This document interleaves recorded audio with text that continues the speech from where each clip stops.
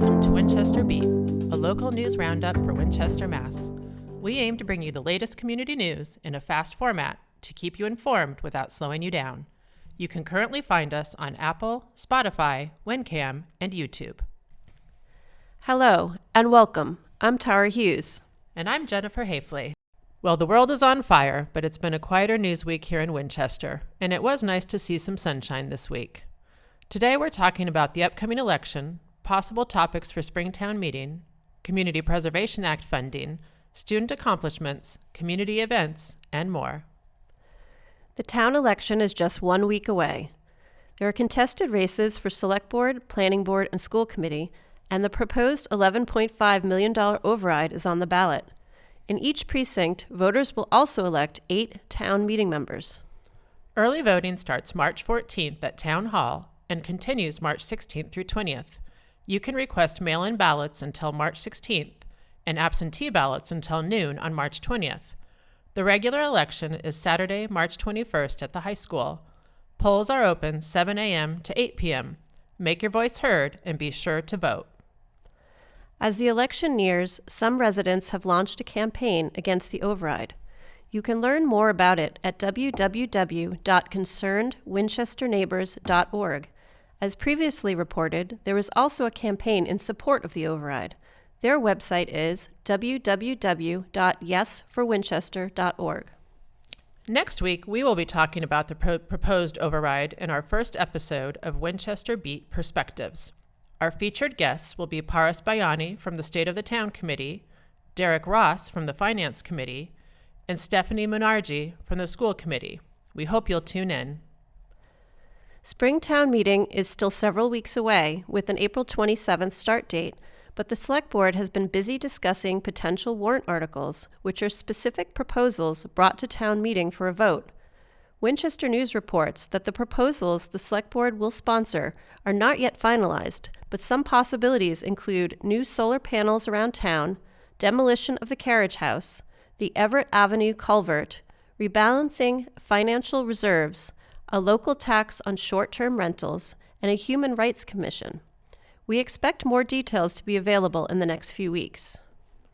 The Winchester Community Preservation Committee, which manages applications for projects funded through the Community Preservation Act, or CPA, is holding a public hearing on March 25th at 6 p.m. in the Select Board room at Town Hall. The committee reports having about $2.5 million available for the next round of funding. To be eligible for CPA funding, projects must focus on historic preservation, open space and recreation, or affordable housing. The application calendar is still being finalized, but tentative deadlines are mid-April for initial eligibility applications and June 1st for final applications. Turning to community news, the Whiffy Trivia Bee brought residents together for a fun night of friendly competition on March 11th. Congratulations to Ellie Nirenberg, James Petties, and Felix Fidelis, who brought the 5th grade trophy back to Lynch Elementary. The Morocco Parents team won the regular bee. Congratulations to Anthea Brady, Seamus Brady, and Terrence Torella. And the Best Dressed Award went to high school team of Alice Chen, Coral Bronsky, and Isabella Huang as the Teletubbies. And in our schools, we are pleased to share some great achievements. Congratulations to Winchester High senior Lucas Yang. Winchester News reports he has been selected for the U.S. Senate Youth Program. Just 2 students from each state are chosen for this 1-week event in Washington, D.C., where they learn about our national government. Student delegates also receive a $10,000 scholarship. The high school's Science Olympiad Club is getting ready for the Massachusetts state competition. So far this season, the team has competed in 5 national-level competitions. They placed 3rd out of 70 teams at a Harvard Invitational and 1st overall at UMass Amherst. And 15 Winchester High sophomores are advancing to the Massachusetts State History Day competition, which will be here in town on April 11th. In total, Winchester students will have 9 projects in the state competition. Good luck to all. Winchester schools are also earning recognition. Ambrose Elementary School has been named a School of Recognition by the Massachusetts Department of Elementary and Secondary Education. Ambrose is one of 55 schools statewide to receive this honor.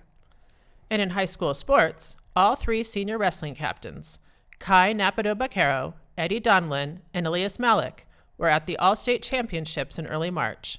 Malik was unfortunately injured, but Napido-Baquero and Donlin qualified for the All-New England Wrestling Tournament in Providence, Rhode Island. Congratulations to the senior wrestlers. Turning to community events, the High School Performance of Chicago, Teen Edition, is this weekend with shows at 7 p.m. on March 13th and 14th and 2 p.m. on March 15th. Tickets are available at the door, $20 for general admission and $10 for students, cash or check only. This Saturday, March 14th, is Pi Day and a busy day.